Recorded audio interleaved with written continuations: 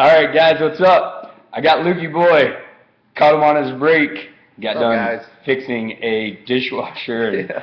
decided to stop by and talk about fantasy football for a minute in between. A few minutes. In between his naps. So, yeah, nappy guy. So, all right, so week 6 is over and done with. We are about in the middle of the season, heading into week 7. It's pretty tight in the middle of the pack. I gotta say, you got a lot of guys at the 4-2. Couple. I don't even think we have anyone at 3-3, and then we got some 2-4s. And you got green eggs and kids. That's a 0. The big goose egg sitting at the bottom of the barrel. Like I said, if he doesn't do anything soon, I am going to kick him out, and somebody else is going to take over. Sorry, Dave. I know Niter is interested Really? in the spot. So, and and I bet you he can turn that team around and make the playoffs. Probably. He's that good. So, all right, first matchup of the week. We're going to talk about the name stealer and even bigger Johnson versus Ben's Golden Taint. I'll tell you, it started out looking like Mike had a chance. I thought so too. And then turned it around. The predictions at the beginning of the week were pretty tight, only like a 15-point spread. You know, the guru, Dave, the prophecy. I have to say it every week. He ended up coming through. He had Blackman. Justin Blackman was the waiver wire pickup of the year, I think, so far. In his last couple of games, he's had upwards in the 30 points. This week, 39. Reggie Bush is continuing to, when he's healthy, he goes off. Big upside with being able to catch a bunch of passes, too. Brees had an okay week. He's on bye this week, so we'll see how Dave fares with the bye week. Ben's Golden Taint, he had a couple players do well for him, but in the long run, he could have swapped out 2. Both of his wide receivers underproduced, and he had 2 wide receivers on his bench, scored high 20s. Exactly. Fitzgerald could have really helped him out. Absolutely. Fitzgerald, they kept saying, sit Fitzgerald, and the 1 week he puts him on his bench, he gets 29 points. And then Brandon LaFell coming out of nowhere with the 27 points. But I'm telling you, I think he's taking over as the number 1 receiver in Carolina. Yeah. So Steve's getting a little old. He's not as fast, and he's shorter and smaller. Sounds like somebody I know. I don't know who he's talking about. I'm not short. All right, so that was a good matchup. Dave took it. He's at 4-2 in the running. He's in 4th right now in points, but he's got the same record as 2 other guys, myself and Luke. So we're all in the hunt for the first place right now. So then moving on to the next one, we got Danny Maidola again, Greg, versus A. Big Johnson. Take me through this one. What happened? Oh, I don't know. Let's see here. Andrew Luck. Let's start with him. Didn't do much for me at all. And then my go-to guy, Jimmy Graham, got a big fat 0. 0 points. I don't know. I guess when Belichick says, I'm going to shut down a guy, he does. He shuts down a guy. So that's about it for me. Yeah, so pretty much, Luck didn't do much. Matt Ryan was on bye, so he didn't have a choice what to do in that situation.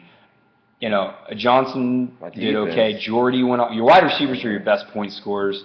Also with Wes Welker in there. Kansas City's defense helped me out. His highest point scorer was Kansas City, which was a great pickup. You've been playing them consistently, and they're getting you big points.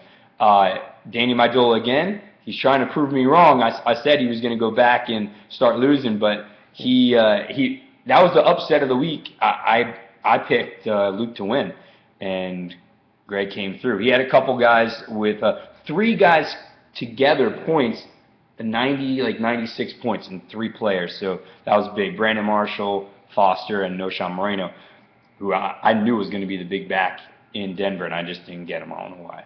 So, all right, there we go. Danny Amendola's he's getting hurt again. He's out. So we'll see what Greg does in his spot this upcoming week. All right, next matchup. We got the Brady Bunch and Green Eggs and Cam, which we said was going to be his bye week, and it was his bye week. It was probably one of the Brady Bunch's worst weeks yet so far. Only 117, and easily with the win of 75 points. For Dan, he was projected 93. I said he was going to get there. I was correct on this one this week, and he ends up with 75 points. And he could have swapped out so many players and actually would have been competitive, but Dan didn't do anything. He decided to hang out with his girlfriend and thumbs all weekend. Sit with his thumb up his butt and twiddle him. And I think he went up to Boone to go pick apples instead of watching football. So, hey, continue to do it. It's going to get everybody an easy win, as that is going to be for me this upcoming week. All right, last matchup. I got beat. I don't like to admit it, but it happened. Tossed my Cobb salad. He had a solid week with 168. My guys underproduced where my projection was 168, and I still would have won if I had had my projections, but that didn't happen. I got 135. Peyton had a mediocre week for Peyton. Peyton at 21. Right, where he still outscored Tony Romo by 10 points, but that didn't matter, especially with Torrey Smith only putting up 2 points with 1 catch. Jamal Charles is my go-to guy every week with a solid 30 points.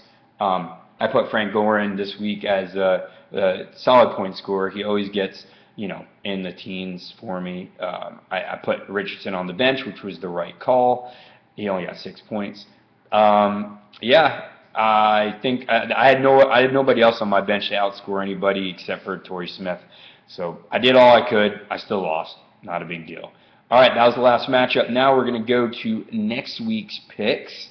Well, let's start with an even bigger Johnson and toss my Cobb salad.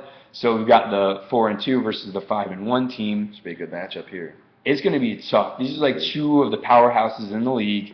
Right now, Dave is projected to win with 156 to 148. I don't think that's really going to matter. I think it's a toss-up. Yeah, it's going to go either way. Well, if you had to pick between the 2. I don't know the way Chris is playing right now.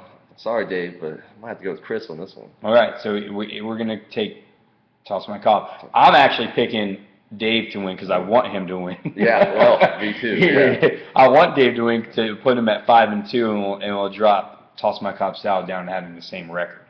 Next one, Danny Madola again versus Ben's Golden Taint. We got 145 projected, 139. I don't know if they set their rosters yet or not.